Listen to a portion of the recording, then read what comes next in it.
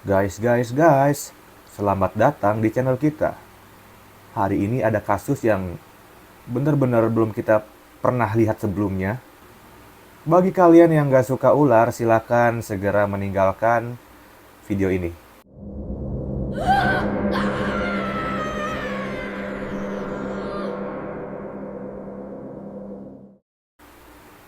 Pada tanggal 25 Maret 2018, seorang gadis dari negara bagian Kerala, India, sedang berbahagia karena akhirnya hari pernikahannya tiba. Namun yang paling membuat Utra bahagia adalah melihat kepuasan di wajah orang tuanya. Tentu saja mereka lega melihat putri satu-satunya mendapatkan jodoh. Selama ini mereka khawatir karena Utra yang difabel akan membuatnya kesulitan mendapatkan jodoh. Tapi melalui kegigihan, mereka tetap mengiklankan profil Utra di platform perjodohan India. Iya, di negara itu perjodohan sudah berubah, tapi berubahnya ke dunia digital atau internet. Singkat cerita, seseorang mengiyakan profil dan tawaran pernikahan dari Utra.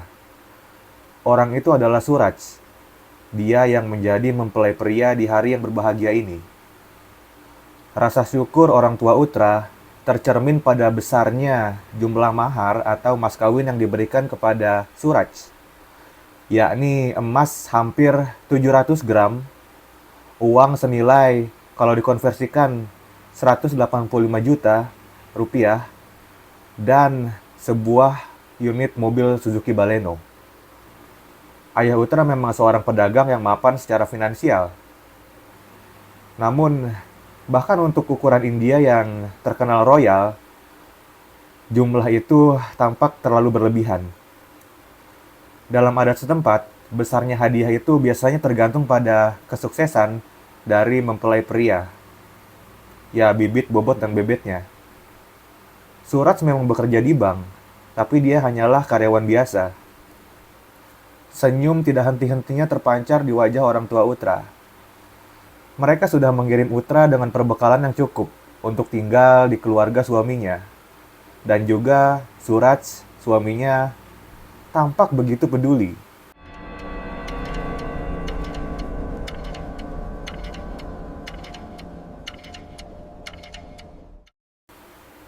Dua tahun pun berselang dalam kehidupan rumah tangga Utra.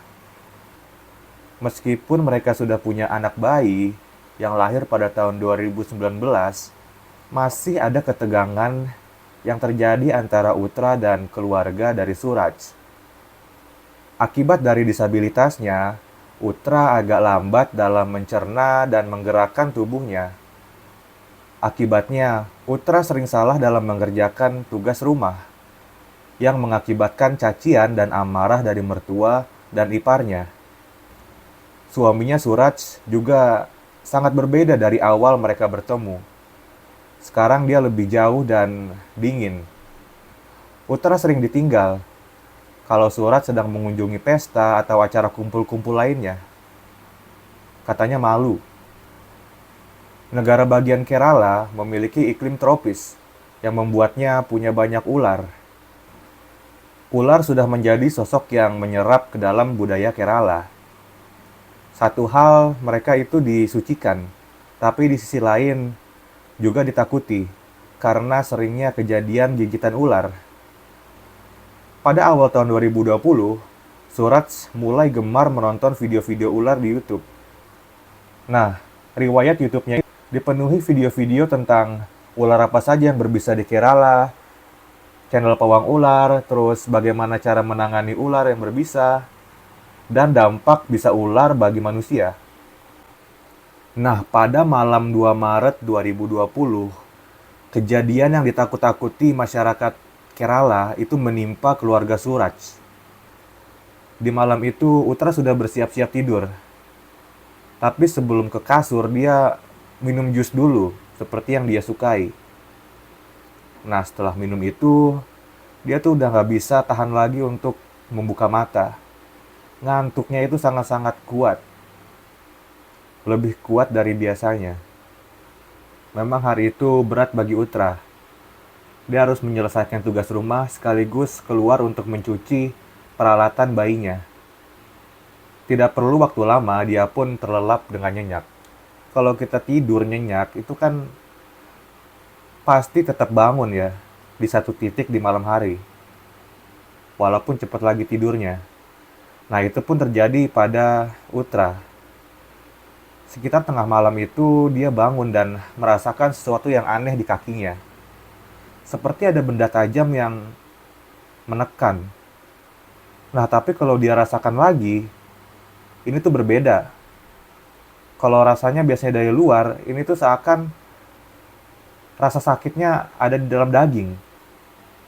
Tidak lama berselang, rasa tusukan itu tuh udah berubah sangat parah. Seolah bagian dalam kakinya itu kebakar. Dia pun menjerit dan Surat terbangun. Nah, Utra melihat suaminya itu sibuk dengan HP-nya, menelepon beberapa orang. Di tengah rasa nyeri yang sangat parah, yang sekarang sudah mulai menjalar ke bagian lain tubuhnya, Utra terus meminta tolong. Tapi baru pada pukul 2:30 dini hari, Utra dibawa ke rumah sakit. Di rumah sakit, dokter memeriksanya dan memvonis bahwa keadaannya sudah terlalu buruk. Beberapa jaringan kulit dan daging di kakinya sudah mati dan harus dicangkok dari bagian lain tubuhnya. Ini artinya dia harus menjalani operasi. Selain itu, dokter juga memberitahu melalui hasil lab bahwa darah Utra itu sudah terkontaminasi atau tercemar bisa ular yang masuk lewat lubang atau gigitan di kakinya. Jadi pertanyaannya ular apa? Dan jenis ularnya adalah viper, yang bisanya itu memang menyerang darah dan meracuni darah. Ketika racun itu sudah menyebar di darah, maka rasa sakitnya tidak terbayangkan. Christina pours my blood into 2 jars. One will be mixed with venom and the other water as a control. So that's going to prove that it's not just the fact that we've taken it out of your body. And then it's toxin time. So here is Squishy's venom that we extracted recently. And in less than 3 minutes... So as you can see, as I go to pour, so we can demonstrate what's actually going on. Oh my God, it's really solid. That one is turned into a piece of jelly, whereas the control is still liquid. There we go. Fascinating. That was so quick.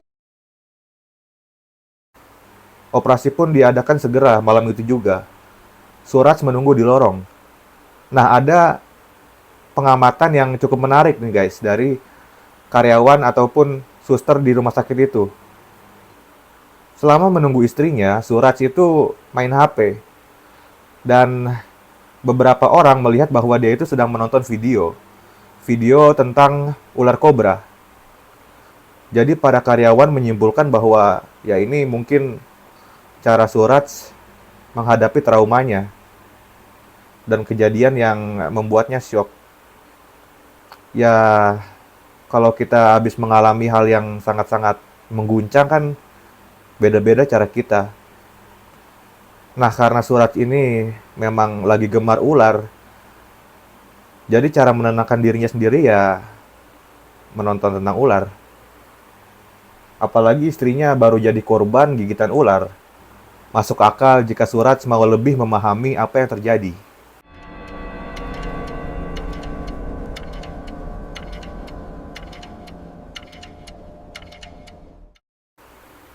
Nasib Utra itu ternyata sangat buruk, guys. Dia harus dirawat selama 52 hari di rumah sakit. Setelah diperbolehkan pulang, dia dibawa ke rumah orang tuanya atau rumah masa kecilnya di Ancal.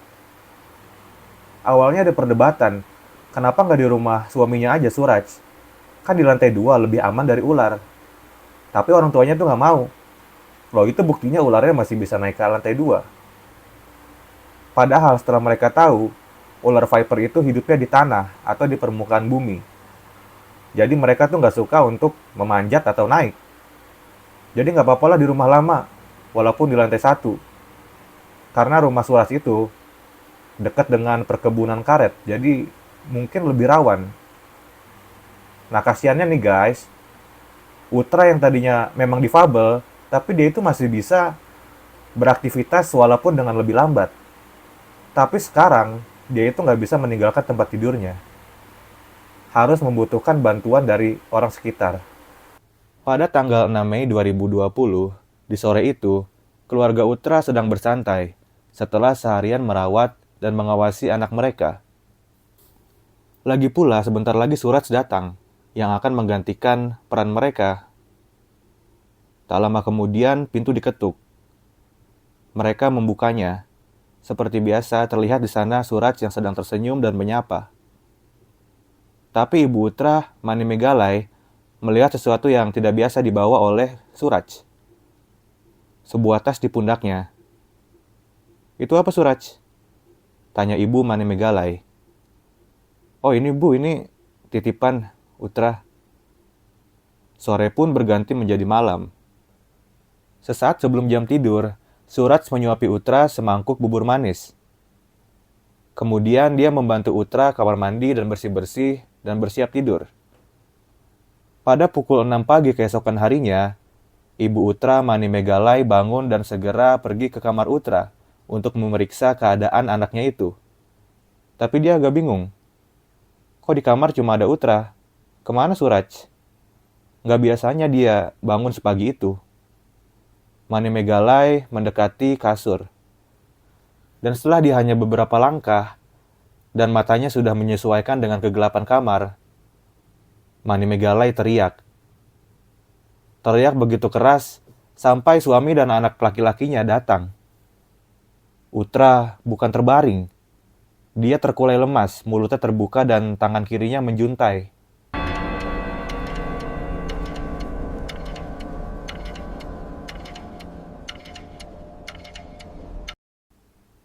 Pada upacara kematian Utra, adegan yang disaksikan oleh orang-orang yang datang itu sangat menyayat hati. Suraj, suaminya, menangis dan menjerit-jerit begitu keras. Ditinggalkan oleh istrinya yang entah bagaimana digigit oleh ular selama 2 kali berturut-turut dalam waktu 2 bulan. Di satu sisi, kerabat dan tetangga mengungkapkan belasungkawa mereka pada nasib Utra yang sangat-sangat tidak beruntung itu. Tapi di pikiran mereka punya pandangan lain. Di Kerala, ada sebuah mitos yang bernama Sarpakopam, yaitu kutukan ular, di mana seorang menjadi korban gigitan ular secara berturut-turut karena sebuah kutukan. Jadi walaupun mereka menganggap ini aneh, tapi sebagian dari mereka percaya bahwa ini tidak mustahil karena kepercayaan itu. Akhirnya Suraj berhenti menangis. Ada beberapa orang yang melihat bahwa dia langsung main HP tuh guys. Main HP dan terlihat ngobrol melalui chattingan bersama teman-temannya. Moodnya berubah drastis. Yang tadinya begitu terpukul, sekarang terlihat lebih santai. Jauh lebih santai malah. Upacara kematian pun berakhir. Dan tidak sampai beberapa hari kemudian, keluarga Utra ini ditimpa kabar buruk lagi. Karena Suraj telah mengirimkan gugatan untuk menyimpan harta Utra dan juga hak asuh anak mereka. Ini membuat orang tua Utra yang tadinya tidak punya kecurigaan, sekarang berpikir bahwa ada yang tidak beres. Si ayah pun melaporkan ke polisi mengenai kejadian ini dan meminta untuk penyelidikan dimulai. Padahal kejadian ini tadinya dianggap sebagai kematian yang alami atau setidaknya disebut sebagai kecelakaan. Hasil otopsi Utra menunjukkan beberapa kejanggalan. Ditunjukkan bahwa jarak antara taring kiri dan kanan ular kobra yang ditemukan pada daging dan kulit Utra adalah 2,8 mm dan 2,3 mm. Polisi pun melakukan simulasi, di mana di atas kasur ditaruh sebuah manekin dengan lengan yang dipasangkan daging ayam. Polisi mau melihat berapa sih jarak antara taring kiri dan kanan kalau rahangnya itu sedang rileks alias tidak dipaksa. Mereka menemukan jarak yang jauh lebih kecil daripada yang ditemukan di lengan Utra, yakni 1,7 mm. Kemudian mereka memegang paksa kepala si ular kobra dan menekankan mulutnya ke daging ayam. Hasilnya di atas 2 mm semuanya. Jadi bisa disimpulkan bahwa gigitan di tangan Utra, di lengan Utra itu adalah hasil dari paksaan, bukan hasil dari kobra yang menggigit secara alami. Karena ketika kita memegang kepala kobra, maka itu akan menekan rahangnya yang membuat taringnya itu menjadi melebar. Pertanyaannya, kenapa sih harus dipaksa? Polisi mencatat bahwa simulasi yang mereka lakukan membuktikan bahwa ular kobra itu secara alaminya tidak menyerang manusia, melainkan cenderung untuk menghindar. Setelah mendapatkan fakta ini, mereka pun mengunjungi TKP kembali. Dari situ ketahuan bahwa kamar Utra itu tertutup. Tidak ada celah yang bisa dimasuki karena kamar itu dipasangi AC. Suraj memberitahu polisi bahwa pada malam itu jendelanya terbuka.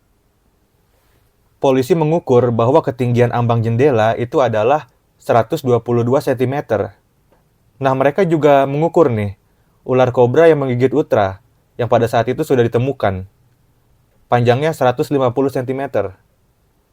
Oh, jadi tingginya jendela itu 122 cm dan kobra panjangnya 150 cm. Oh, jadi masuk akal dong. Bisa masuk dari jendela ular itu. Datanglah pakar ular. Mereka memberitahu pihak berwenang bahwa ular kobra itu hanya bisa mengangkat sepertiga panjang tubuhnya, jadi sekitar 50 cm. Dengan kata lain, ular 50 cm tingginya nggak bisa dong naik ke 122 cm. Dengan ini, polisi menemukan bukti konkret bahwa ular yang menggigit Utra itu sengaja dibawa masuk ke dalam kamar. Tapi siapa? Kuncinya ada di HP Suraj. കരഞ്ഞുകൊണ്ട് ഞാനാണ് ചെയ്തത് ചെയ്തു എന്നായിരുന്നു സൂരജിന്റെ വാക്കുകൾ.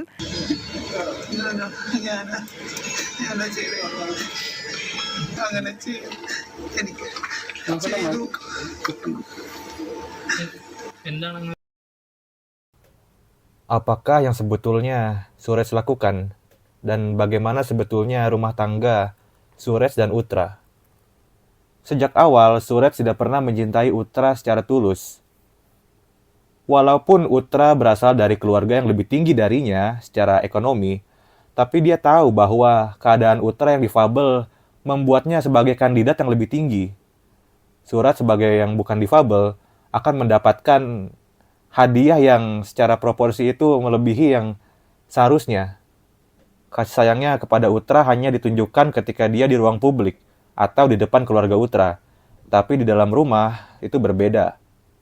Bahkan pada awal tahun 2020 itu, orang tua Utra tahu apa yang terjadi sebetulnya di balik pintu. Dan mereka menuntut Utra untuk dikembalikan. Tapi akhirnya karena diyakinkan lagi, Utra nggak jadi balik ke rumah. Tapi apakah perlakuan kepada Utra jadi lebih baik setelah itu? Oh, tidak dong. Bahkan Suraj juga sempat mempertimbangkan untuk menceraikan Utra. Karena dia tuh udah nggak tahan lagi atas rasa malunya punya istri difabel. Yang sampai dia itu udah nggak ajak lagi Utra untuk keluar rumah. Apalagi kalau dia pergi ke acara teman-temannya. Tapi kalau dipikir-pikir lagi, perceraian dengan Utra artinya harta yang sudah diberikan kepadanya, hadiah mas kawin dan maharnya itu akan dikembalikan, akan ditarik. Dia nggak mau dong. Jadi dia harus cari cara lain. Gimana bisa Utra nggak ada lagi di hidupnya sementara hartanya ada. Jadi video-video tentang ular itu yang ada di Kerala bukan untuk waspada, tapi untuk mencari ular mana sih yang kalau kejadian di rumah itu akan dianggap alami. Dia nggak mau cari ular yang nggak ada di Kerala terus dianggap sebagai pembunuhan. Tekadnya pun sudah bulat. Pada tanggal 26 Februari, Suraj menghubungi seorang pawang ular bernama Suresh yang juga menjual ular setelah menonton video-videonya di YouTube. Dia membeli seekor ular viper dengan berat 1 kilogram dan harganya adalah Rp10.000. Dan bahkan dari chatnya itu diketahui bahwa Suraj sempat menanyakan secara spesifik ular mana yang paling berbisa. Mereka pun bertemu di sebuah daerah bernama Kamalasari untuk transaksi. Tepat keesokan harinya, 27 Februari, percobaan pertama ini terjadi. Ternyata bukan cuma 2 percobaan, tapi ada yang sebelumnya itu belum diketahui oleh umum. Jadi di rumah Suraj pada waktu itu, jadi ini si Utra masih sehat walafiat ya guys.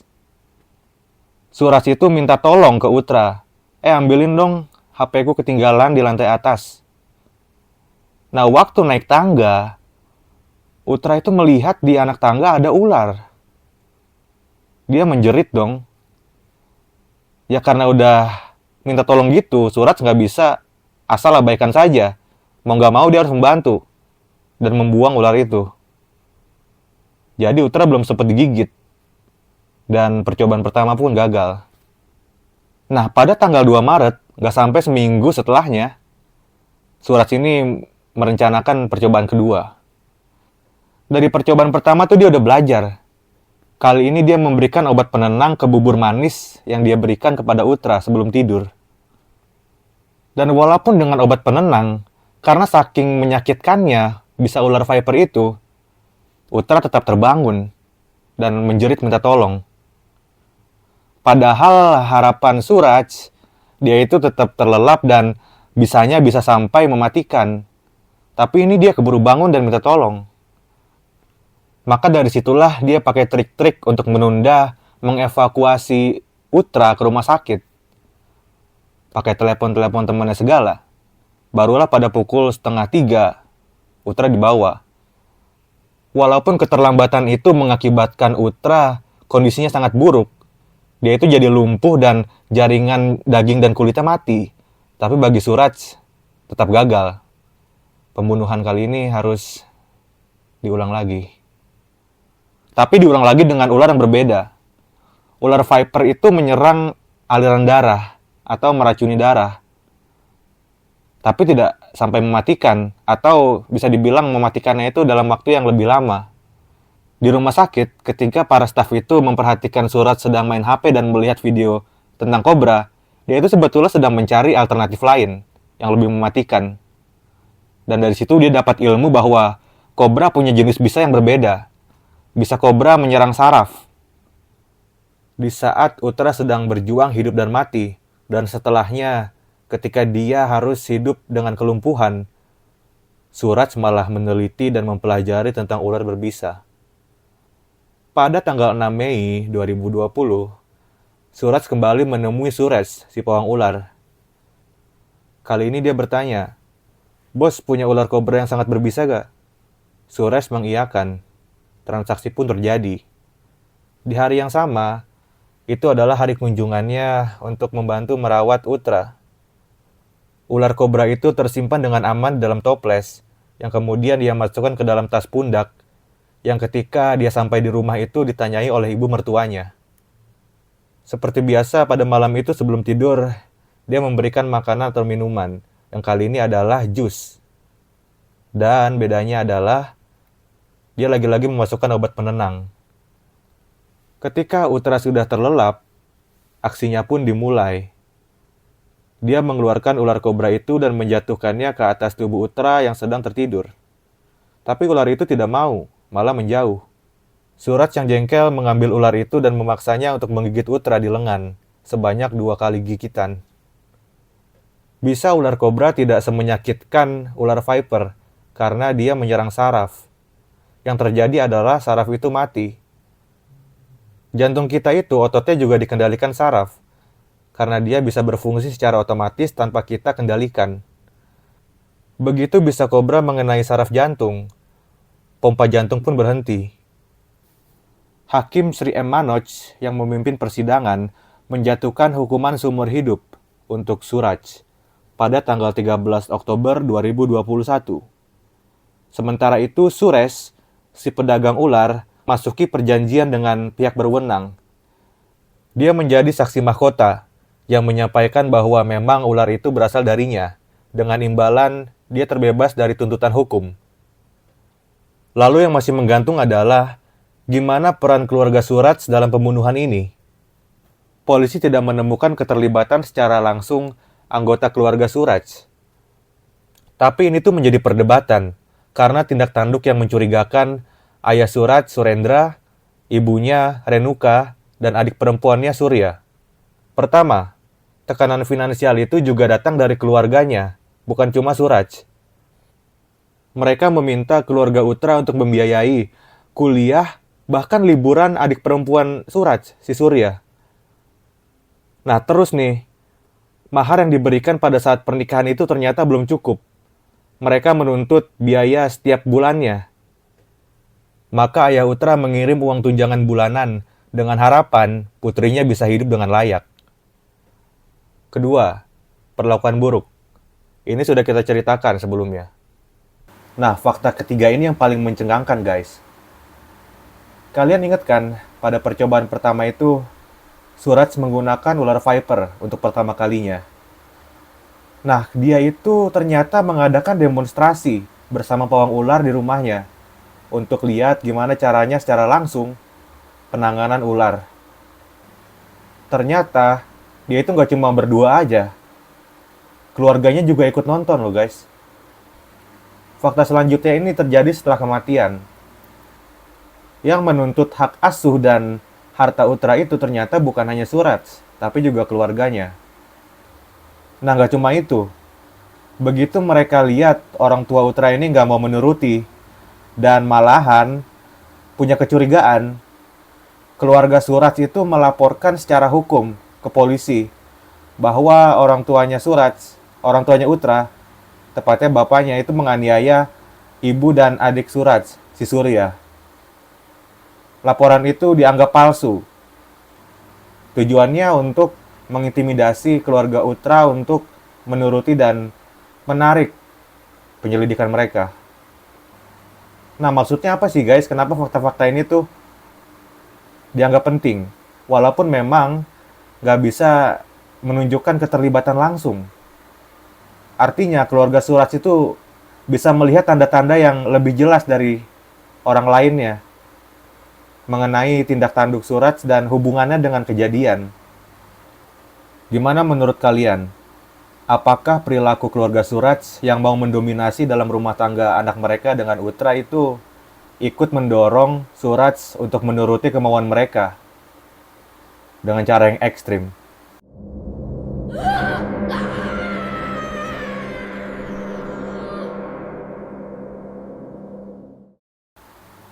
Terima kasih sudah menonton. Jangan lupa like, subscribe, dan share.